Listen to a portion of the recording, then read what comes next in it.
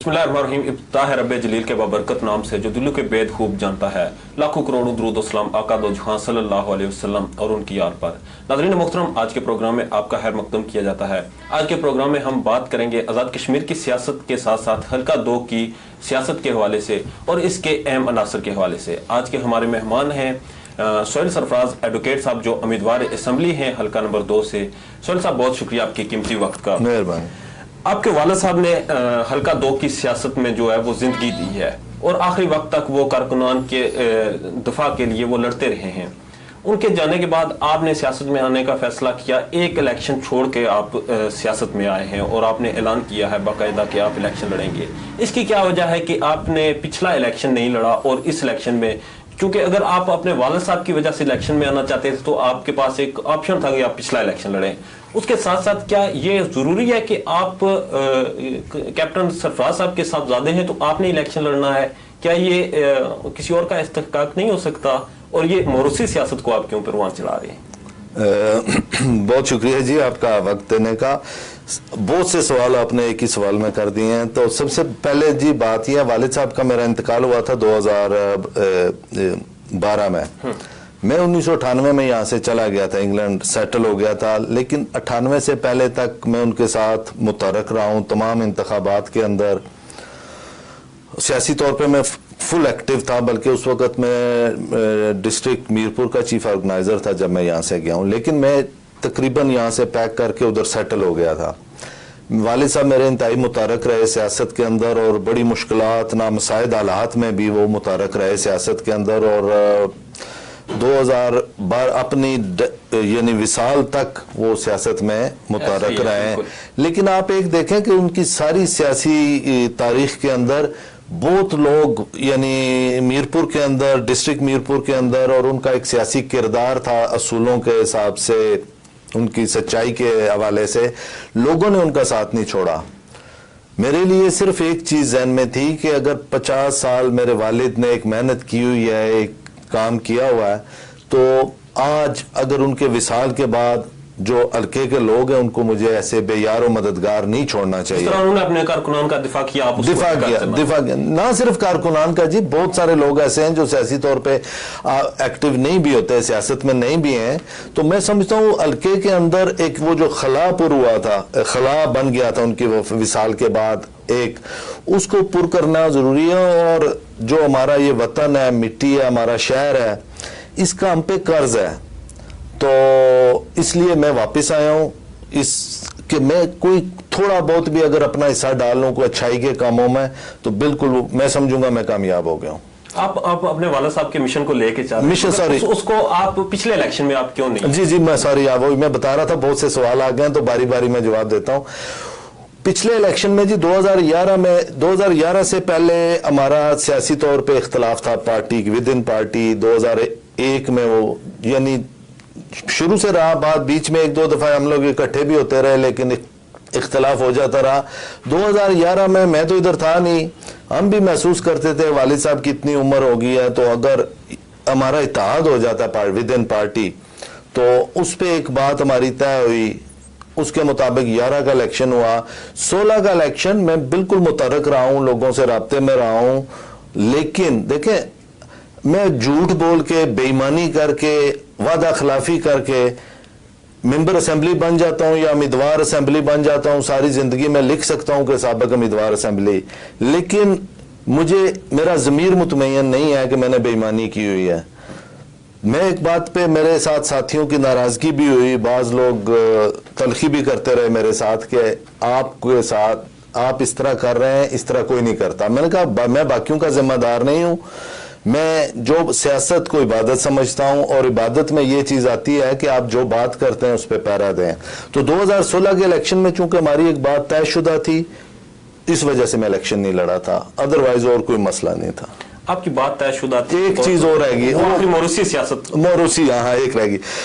बात यह है जी कि फैसला जमहूरियत में जब आप जमहूरियत की बात करते हैं तो जमहूरियत में शराइत पे शर्तें रख के जमहूरियत वो नहीं होती। जमहूरियत में लोगों ने वोट देना होता है। मसलन ये जो तालीम की पाबंदी है, दुनिया की किसी जमहूरियत में नहीं है कि आप पाबंद, मसलन फर्ज करें एक बंदा उसके पास डिग्री नहीं है लेकिन हो सकता है पढ़े लिखों से ज्यादा बेहतर है, लेकिन अगर वो बेहतर नहीं है तो उसको लोग वोट नहीं देंगे ना। इसी तरह जो मौरूसी सियासत की आप बात कर रहे हैं, मौरूसियत में अगर तो कोई शख्स नालायक है, पढ़ा तो लोग वोट नहीं देंगे, लेकिन अगर कोई बेहतर खिदमत कर सकता है तो आप उसको सिर्फ इस वजह से रोक दें क्योंकि उसके वालिद साहब सियासत में थे, मैं समझता हूं ये ज्यादती है। प्राइम मिनिस्टर फंड होता है एक, उस फंड जो उम्मीदवारान असम्बली थे आजाद कश्मीर बार में, उनको उस फंड से वो इलेक्शन जीते या नहीं जीते उसमें से उनको हिस्सा मिला। आप क्या समझते हैं कि जिनको प्राइम मिनिस्टर फंड मिला है वो बेहतर तरीके से उम्मीदवार असम्बली हैं, या उस चीज का इशारा दिया जा रहा है कि वो उम्मीदवार असम्बली होंगे क्योंकि उन्होंने फंड इस्तेमाल किए, लोगों के काम करवाए, और आप एक फ्रेश कैंडिडेट आ रहे हैं और आपको जी मैं बताता हूँ। देखें, उसमें कोई एक हल्के की बात नहीं, हमारे जो जितने हल्के हैं आजाद कश्मीर के अंदर उसमें एक यानी ये कानून नहीं है लेकिन एक रवायत है कि जो रूलिंग पार्टी होती है उसका जो विनिंग कैंडिडेट है वो तो 100% उसको अवेल करते हैं, जो हारे हुए टिकट होल्डर हैं उनको 50% या उस हिसाब से मैनेज किया जाता है। और इस तरह की बहुत सी मिसालें हैं कि टिकट चेंज होते रहे हैं, उसमें कोई मेरा नहीं ख्याल कि वो उस चीज का सबूत है कि फंड जिसको मिलेंगे आइंदा इलेक्शन वही लड़ेगा। अगर पार्टी आपको टिकट नहीं देती, फिलहाल तो आप टिकट के उम्मीदवार हैं, आपको टिकट नहीं देती तो आप क्या समझते हैं कि आप इलेक्शन लड़ेंगे या पार्टी के फैसले पे मानेंगे, या आप कोई पार्टी के अंदर और भी किसी उम्मीदवार को समझते हैं कि अगर आपको टिकट नहीं मिलता तो वो बंदा इसके अहल है? पहली बात तो यह है जी कि जब मैं उम्मीदवार अपने आप को डिक्लेयर कर रहा हूं तो मेरा इस बात पे यकीन है कि मैं सबसे बेहतर हूं, इसलिए मैंने अगर मैं समझता कि मेरे से कोई बेहतर खिदमत कर सकता, भाई हैं सारे, हम एक ही विद इन पार्टी हैं और हमारा कोई उस तरह का जाती इख्तलाफ नहीं है सियासत में थोड़ा, तो मेरा इस बात पे यकीन है कि मैं चूंकि मेरा ख्याल है 1983 का इलेक्शन पहली मुझे याद है, मैं उसमें इन्वॉल्व था, वालिद साहब के साथ भी काम करता रहा, तो मेरा इस बात पे यकीन है कि मैं बाकी उम्मीदवारों से बेहतर हूं, इसलिए मैं उम्मीदवार हूं। बाकी मेरे लिए इंतहाई काबिल एहतराम है जितने भी उम्मीदवार हैं। आपको टिकट ना दिया? जी हाँ, देखें मैं बहुत कमिटेड नून लीगी हूं, जुनूनी किस्म का कह लें, इंतहा पसंद नून लीगी हूं, पार्टी मेरे लिए सबसे इंपॉर्टेंट है और पार्टी से हटके तो मैं कोई बात नहीं कर सकता हूं। दूसरी जो बात आपने की कि अगर कोई टिकट का फैसला होता है, सियासत अगर मगर पे नहीं हो सकती, सियासी फैसले जब हो, कबल अज़ वक्त बात है ये जब होगा फिर देखा जाएगा, फिर उस वक्त मैं बात करूंगा आपसे। ये आप अगर आपको टिकट नहीं मिलता, अगर मगर की बात नहीं होती, मगर आप उस वक्त फैसला करेंगे? नहीं, मैं आपको एक बात बताता हूं, अंदाजों पे आप सियासत नहीं कर सकते कि अगर ये हो गया, अगर ये होगा क्यों, पहले तो मैं उम्मीद है कि आपको टिकट इंशाल्लाह आप सीट अंदाजों की आप पोजीशन में हैं। मैं आपको बताता हूं, मैं जब 12 में वालिद साहब के विसाल के बाद आया, 13 से लेकर जब अप्रेजिंग की गई तब भी मैं घर घर गया, जो मुझसे हो सका थोड़ा बहुत मदद कर सका, सरकारी दफातर के अंदर लोगों की जो मदद हम कर सकते थे की।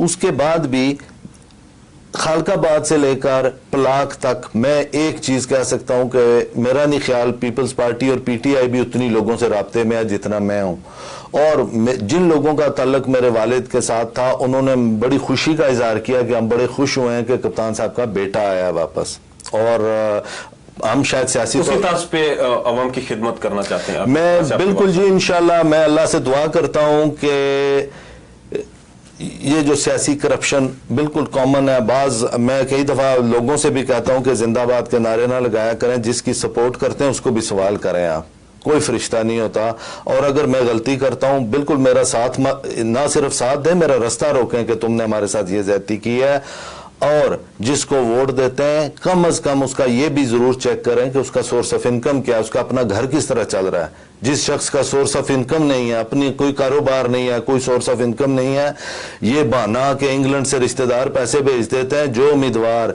रिश्तेदारों की खैरात पे अपना घर चलाते हैं वो अवाम की खिदमत नहीं कर सकते। तो जो शख्स का अपना सोर्स ऑफ इनकम नहीं है वो अब सियासत इसलिए कर रहे हैं कि सियासी फायदे उठाएं। पीपल्स पार्टी के उम्मीदवार पिछले 50 साल से सियासत कर रहे हैं, कभी किसी ने पूछा उनसे कि आपका सोर्स ऑफ इनकम क्या है? ऐसा ही है। तो जिस शख्स का सोर्स ऑफ इनकम नहीं है वो आपके सियासत के, आपके वोटों के जरिए उसका एडवांटेजेस टेक करते हैं और अपना घर चला रहे हैं, तो यहीं पे तो गलती स्टार्ट हो जाती है। जो सब हल्का नंबर 2 की जो एक सियासत है वो इलाकाईज़म और बरादरीज़म पे बहुत ज्यादा इसका एक सिलसिला चल पड़ा है। आप इलेक्शन लड़ेंगे, क्या इसकी शर्त है कि आप इलाकाईज़म और बरादरीज़म का कार्ड नहीं इस्तेमाल करेंगे? नहीं, मेरे वालिद साहब ने भी कभी नहीं इस्तेमाल किया, और आप तारीख उठा के देख लें, मेरे वालिद साहब को हर बरादरी ने, हर इलाके ने सपोर्ट किया है। और मैं दिल से बताऊं आपको जी, मैं 20 साल यूरोप में रहा हूं, उधर इंसानियत की बात होती है।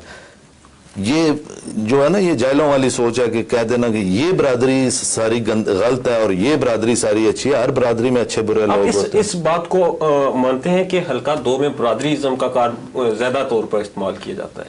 कार्ड मेरा ख्याल है काफी बेहतरी आई है, उसमें इस्तेमाल होता रहा है, कार्ड इस्तेमाल होता रहा है, लेकिन अब मैं महसूस करता हूं कि पिछले 2-3 इलेक्शंस में बहुत बेहतरी आई है। अब जो हमारा इस बेल्ट में पीपल्स पार्टी का वोट निकलना मुश्किल होता था, हमारा चकसवारी बेल्ट में टाइट हो जाते थे बाज़ जगहों पे, अब आप देखें खानाबाद से भी हमारे वोट निकले हैं, काकड़ा से पीपल्स पार्टी के भी वोट निकले हैं।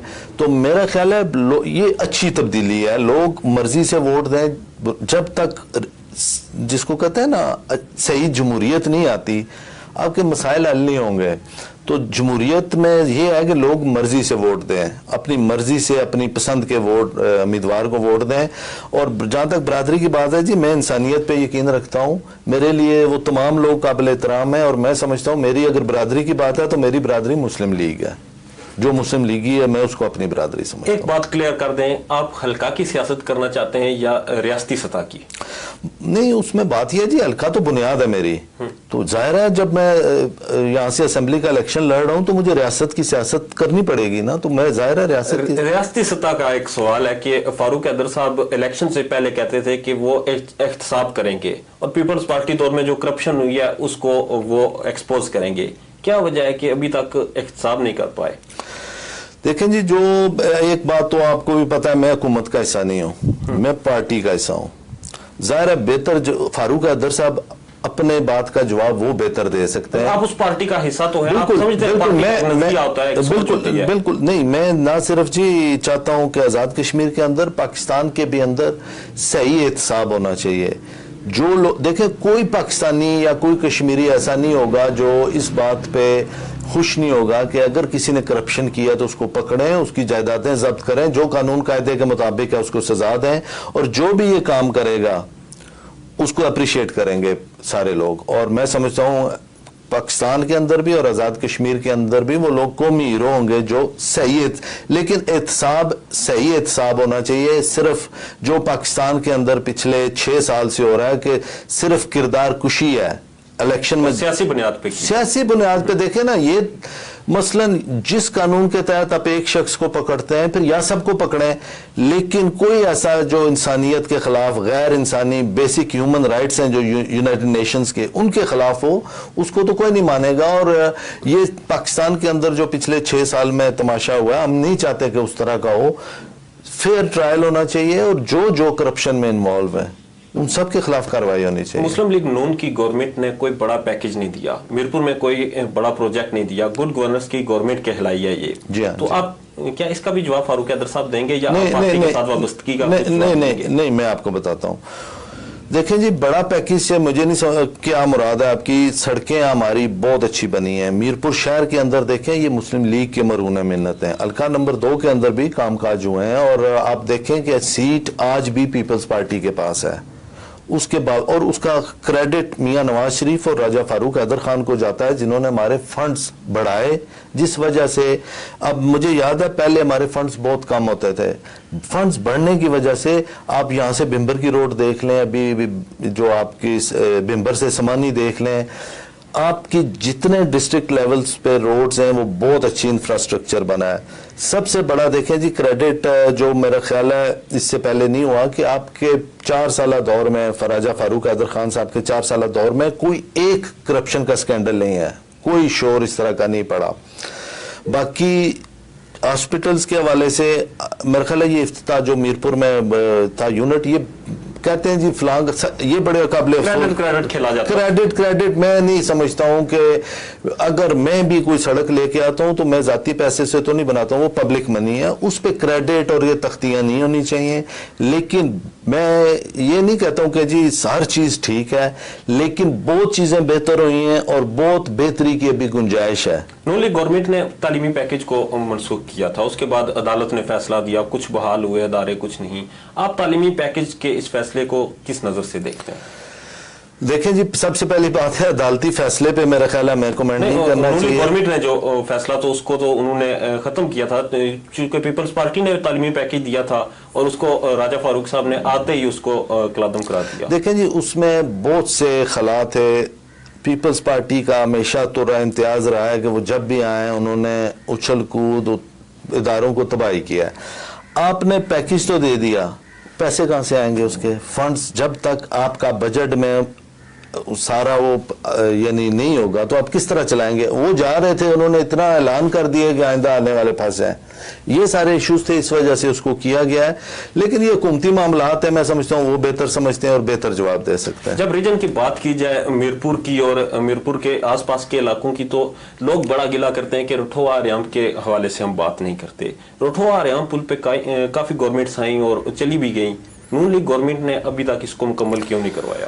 बिल्कुल जी, मैं इस पे मैं बिल्कुल डिफेंड नहीं करूंगा। ये होना चाहिए था, बल्कि ये आते ही इस पे काम होना चाहिए था। और पाकिस्तान जो मुस्लिम लीग है उसका तो तौर इम्तियाज है कि जल्दी और क्वालिटी काम पाकिस्तान तामीराती कामों के अलावा भी बाकी भी जो काम करने हैं उन्होंने जिम्मेदारी से किए हैं, ये होना चाहिए था। इस पे जो ज़िमनी इलेक्शन था मीरपुर का, उस हवाले से भी उस वक्त भी फारूक हैदर साहब ने बात की जी कि जल्दी काम शुरू हो रहा है, उसको भी साल हो गया। मैं देखें जी, मीरपुर के अंदर 4 नुमाइंदे हैं इस वक्त, और ख़ास तौर पे हल्का नंबर 2 से पीपल्स पार्टी की नुमाइंदगी है उनके पास, और साबिक वज़ीर आज़म भी हैं, कादावर आदमी हैं। उनकी बात में और आम आदमी की बात में बहुत फ़र्क है। ये चीज़ 2008 या 9 में मुकम्मल होना चाहिए था, ठीक है जी। इसमें जो भी रखने आए उसको नहीं आने चाहिए थे। और ना सिर्फ पुल की आप बात कर रहे हैं, पुल भी जल्द अज अभी कोई मीटिंग आई है, उसमें पीएम साहब की स्टेटमेंट थी, आपने शायद देखी होगी कि विद इन अ मंथ उसमें वो कर रहे हैं। अल्लाह करे जल्दी बन जाए। लेकिन काबिल अफसोस बात यह है जी कि जब ये अप्रेजिंग की गई और ये टाउन्स डेवलप किए गए, उस वक्त आपको शायद पता होगा प्राइम मिनिस्टर भी हल्का नंबर 2 से थे। लेकिन मैं इस पे बहुत कम लोग बोले हैं। अब जितने टाउन्स बने, जितने डाइक्स बने, आप उनका देखें जाके बजट में कि उन पे कितना पैसा लगा और क्वालिटी ऑफ वर्क देख लें। आप 4 आपके टाउन्स बने और 1 सिटी बनी है, उनके अंदर जाके अभी भी आप सड़कें सारी देख लें और पहले दिन से वो टूटी हुई हैं। जितना बिल्डिंग वर्क हुआ है, जितने हॉस्पिटल्स कॉलेजेस बने टाउन्स के अंदर, सिटीज के अंदर, या जितनी सरकारी बिल्डिंग्स हैं, उनकी आप क्वालिटी देख लें तो वो देखें, करप्शन कोई जब करता है तो वो रसीद तो देके नहीं जाता कि आप साबित करें। मसलन एक चीज पे 8 करोड़ रुपया लगा और बाजार तो उस पे लगता है करोड़ रुपया भी नहीं लगा हुआ, तो जाहिर है उसमें करप्शन हुई है। और ये जो डिले है इसमें भी इसकी भी तहकीकात तो होनी चाहिए किसी न किसी। असल प्रॉब्लम यह है जी कि मुतालबे तो सब कर देते हैं, लेकिन मुझे नहीं समझ आती कि जो बाख्तियार लोग हैं, मसलन अगर हम काम नहीं कर रहे तो और हम किस लिए बैठे हुए हैं ऑफिसेज में? काम और इसमें देर नहीं होनी चाहिए। और ये आम आदमी के साथ ज्यादती है, और उसमें आम आदमी को भी इस चीज का एहसास करना चाहिए कि जो लोग डिले करते हैं, परवाह नहीं करते, जिनकी वजह से जिनको आप जिम्मेदारी नुमाइंदगी का हक देते हैं, अगर वो आपके हकूक के लिए लड़ते नहीं है तो क्यों उनको वोट देते हैं आप? ऐसे ही। लेकिन बदकिस्मती हमारी कि हम लोग जिंदाबाद के नारे लगाते हैं, सवाल किसी को नहीं करते। मैं बिल्कुल अपने भाइयों से भी, साथियों से भी कि जिंदाबाद के नारे नहीं लगाएं, सवाल करें, बागी बने आप, फिर ये प्रॉब्लम्स नहीं होंगी। चौधरी साहब, आपने मुतासरीन की बात की, मंगला डैम की भी बात की। मुतासरीन मंगला डैम के मसाइल आज तक जूं के तू हैं। पीपल्स पार्टी से आपको गिला है कि उन्होंने इसको हल नहीं किया, तो नून लीग गवर्नमेंट भी इसमें दिलचस्पी नहीं दिखा रही, इसमें क्या बुनियादी वजह है? मैं फिर कहूँगा जी, इस वक्त भी हमारे पास MLAs मौजूद हैं और कदावर लोग मौजूद हैं। उनके होते हुए अगर मसाइल हैं तो मैं समझता हूँ उनकी बदनीति उसमें शामिल है। पीपल्स पार्टी के दौर में भी होने चाहिए थे और नून लीग के दौर में भी होने चाहिए थे, लेकिन जो काबिल अफसोस बात यह है कि हम लोग मीरपुर वाले समझते रहे कि हमने कुर्बानी दी है पाकिस्तान के लिए। और मैं दिल से कह रहा हूं कि मैं बिल्कुल पाकिस्तानी, बिल्कुल पाकिस्तानी हूं, जिस तरह पंजाब सिंध सरहद के लोग हैं, और हमारा फर्ज बनता है अपने वतन के लिए एक दफा नहीं 10 दफा हम कुर्बानी देने के लिए तैयार हैं। लेकिन हम लोगों ने कुर्बानी दी, लेकिन जो रवैया वापडा ने और हुकूमत पाकिस्तान ने हमसे रवा रखा है, उससे लगता है हमने कुर्बानी नहीं दी, उन्होंने ले ली हमसे कुर्बानी। ठीक, आप मुतासरीन के एक बार फिर उसको कह गए कि इसमें आप समझते हैं कि आपके एमएलएज या हुकूमती मिशनरी जो थी उनका फेलियर है अगर मुतासरीन के मसाइल हल नहीं हो सके? मैं समझता हूँ जी, उसमें देखें अब डिपेंड करता है मसाइल कौन से हैं। एक तो आपका इजाफी कुंभाजात का, आपका रठुआ रेयाम ब्रिज का मसला है, और उसके अलावा मैं जो शायद इस बात को और कोई पॉइंट आउट नहीं कर रहा, आपकी जितने सड़कें और ये कर्ब्स लगे हुए हैं और फुटपाथ्स बने हुए हैं, ये सब टूटे हुए हैं, इस पे रिपोर्ट होनी चाहिए बाकायदा, लेकिन शायद इस तरफ तो अभी कोई नहीं जा रहा। इजाफी कुंभाजात का जो मसला है जी, उसमें जब तक गवर्नमेंट ऑफ पाकिस्तान फंड्स की अवेलेबिलिटी का प्रॉब्लम है।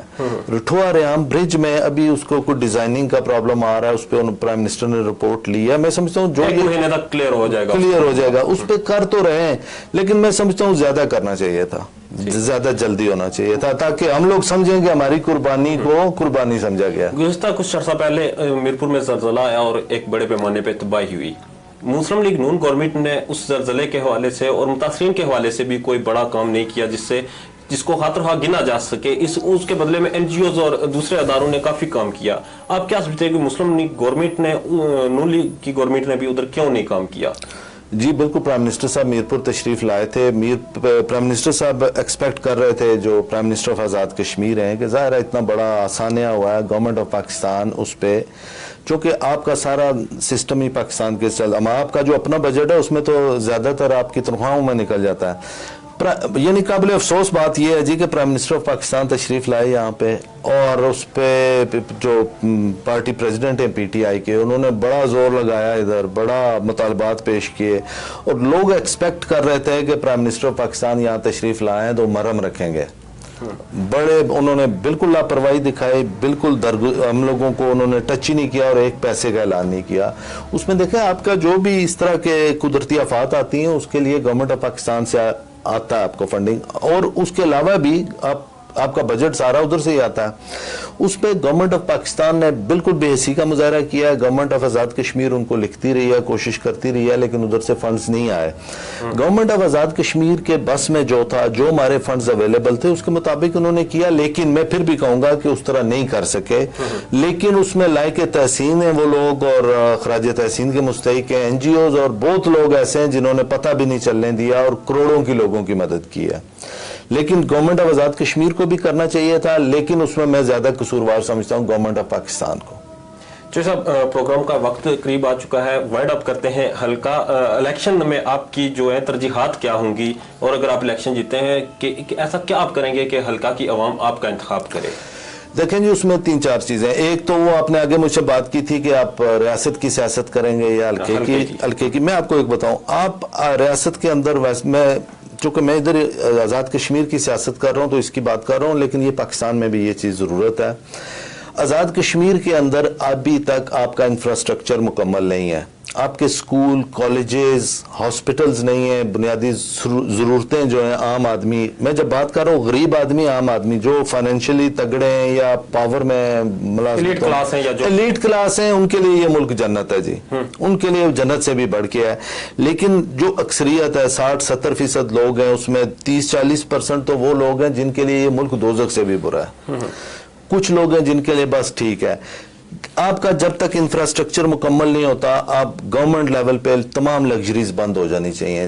तमाम सरकारी खाने नहीं होने चाहिए जिन पे करोड़ों रुपया लगता है माना। गाड़ियों का इस्तेमाल, ये जो गाड़ियां दी जाती हैं और ये साबिक वज़राए आज़म को जो सहूलियात ये ज़रूर दें आप, लेकिन जब आप इंफ्रास्ट्रक्चर मुकम्मल कर लें, आम आदमी की ज़रूरतें पूरी कर लें और मैं समझता हूँ महीने का अगर ये इस पर कोई हिसाब लगाए तो करोड़ों रुपया बनता है। हर महीने आप एक स्कूल अपना अपग्रेड कर सकते हैं। ऐसा ही है। 5 साल में हम ये चीज़ें कर सकते हैं, तो इस पर कुर्बानी देनी पड़ेगी। एक दूसरा मैंने बताया जी, आपको इंफ्रास्ट्रक्चर चाहिए, उसमें ये स्कूल, कॉलेजेस, रोड्स, बुनियादी सेहत की सहूलतें, इन चीज़ों के लिए आपको पैसा चाहिए, उसके लिए टाइम लगेगा, लेकिन नीयत होनी चाहिए कि ये चीज़ें हमने करनी है। लेकिन जो सबसे अहम चीज़ है उसके लिए पैसा नहीं चाहिए आपको। आपने अपने मुल्क को, हम लोग 47 में आज़ाद हुए हैं, 47 से लेकर अब तक आपने अपने मुल्क को क्लर्क, मीटर रीडर, हवलदार, तफ्तीशी, उस कल्चर में फंसाया हुआ, गुलाम बनाया हुआ है। आम आदमी की तजलील होती है तमाम सरकारी दफातर के अंदर, वो बेशक लोकल गवर्नमेंट है, बरकियात है, हेल्थ है, गरीब आदमी, अमीर आदमी, तगड़े आदमी, मुलाजमीन के लिए डॉक्टर्स भी अवेलेबल हैं, सरकारी दवाइयाँ भी अवेलेबल हैं, गरीब आदमी को नहीं मिलती। इस चीज़ को ठीक करने के लिए आपको पैसे नहीं चाहिए, सिर्फ रवैये ठीक करने चाहिए। और मैं समझता हूँ जो अभी टूटा फूटा निज़ाम चल रहा है वो इन सरकारी मुलाजमीन के मरहून मिन्नत है। भाई हैं हमारे, हम उनको इज्जत दें, एहतराम दें, उनसे गलत काम ना करवाएं। आपका जब रूलिंग क्लास, एलीट क्लास या जो माशरे के तगड़े लोग हैं, जागीरदार वडेरे जिनको इधर जागीरदार तो इधर मीरपुर में नहीं है, लेकिन सरमायादार कह लें, सियासतदान कह लें, साफी कह लें, वकला कह लें, डॉक्टर्स, जो तगड़े लोग हैं, वो जब उनसे गलत काम करवाते हैं, वो उनका तो एक गलत कर देते हैं, 10 वो गरीब से रगड़े, 10 गरीबों को रगड़ते हैं। अगर हम तय कर लें कि इनसे गलत काम नहीं करवाना, चेक एंड बैलेंस जरूर रखें। थाने फोन करें तो ये ना कहें कि पर्चा दे दो या पर्चा ना दो, ये पूछें कि पर्चा दिया आपने, बनता था नहीं बनता था। अगर बनता था तो बिल्कुल हमें उसको फेस करना चाहिए। गलत काम हम बड़े ना करवाएं तो मैं समझता हूँ छोटे लेवल पे बेहतरी आ सकती है। और जितने सरकारी मुलाजमीन है मेरे लिए इंतहाई काबिल एहतराम है, सबसे पहले उनको इज्जत दें। जब आप उनको इज्जत देंगे वो गलत काम नहीं करेंगे और ये आम आदमी तंग नहीं होगा। मैं उनसे गलत काम नहीं करवाऊं, उनकी जरूरत नहीं है कि किसी गरीब आदमी को, या मैं जाके अगर मैं एक किसी पटवारी से, थानेदार से गलत काम करवाऊंगा तो मैं उसको कैसे कहूंगा भाई ये गरीब आदमी को तुमने ज्यादती क्यों की है। अगर मैं खुद गलत काम उससे नहीं करवाऊंगा तो बिल्कुल मैं पूछ सकता हूं। सियासतदान बहुत ताकतवर है, लेकिन अगर ताकत का सही इस्तेमाल अवाम की बेहतरी के लिए हो, और सियासत इबादत तभी है अगर आम आदमी की जिंदगी में बेहतरी आती है। अगर मैं सियासी तौर पे मुतहर्रिक हूँ, गरीब आदमी, कमजोर आदमी की जिंदगी में बेहतरी में नहीं ला सकता हूँ तो मैं अपने आप को नाकाम समझूंगा। ऐसे चौधरी साहब बहुत शुक्रिया आपके कीमती वक्त का। नाजरीन आपके कीमती वक्त का बहुत शुक्रिया। फीडबैक जरूर दीजिएगा। इंशाल्लाह अगले हफ्ते एक अहम शख्सियत के साथ दोबारा आपकी खिदमत में हाजिर होंगे। तब तक के लिए मुझे इजाजत दीजिए। अल्लाह नेगहबान।